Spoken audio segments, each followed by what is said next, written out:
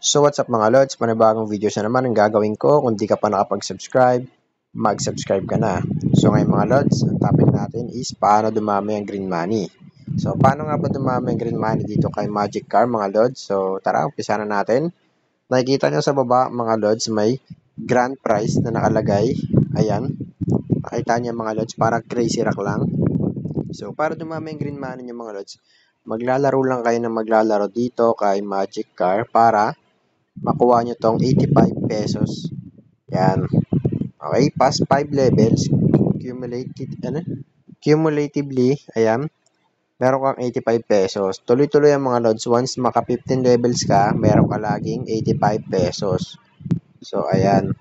Nakikita nyo naman, 147 na yung nalalaro ko, level ko. So, bago makuha yung 85 pesos, kailangan mag 180 levels ako mga lods. Then, dito naman sa taas, kapag nakalimang certificate ka, pwede mong ipalit siya ng 110. Limang certificate, makakuha mo 110 green money.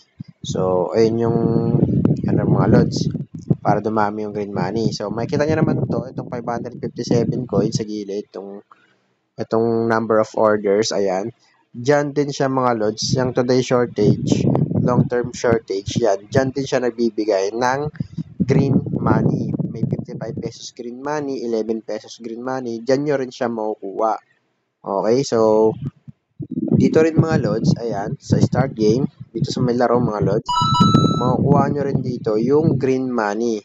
Papakita ko sa inyo mga lods pag lumabas siya, pag lumabas lang siya. Kasi meron dito makukuha ang green money na 17 pesos.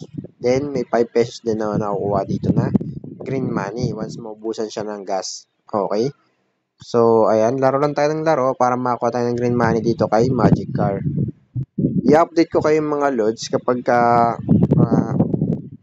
dito sa withdrawal ulit mga lods. Kasi yung iba, hindi na kailangan ng certificate para makapag-withdraw. Okay? Diretso na agad yung withdraw nila mga lods. So, ay mga lods, nakita niya free repair. Diyan.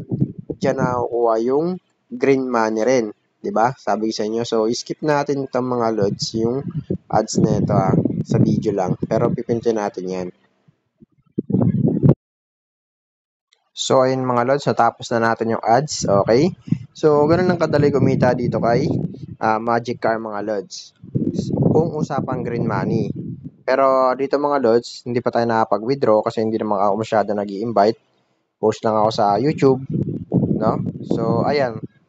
Ganyan mangyayari sa inyo mga lods pag nag-withdraw na kayo dito. So, nakita nyo naman yan dun mismo sa in-upload kong videos mga lods na pag nag-withdraw ka, ganyan talaga lalabas.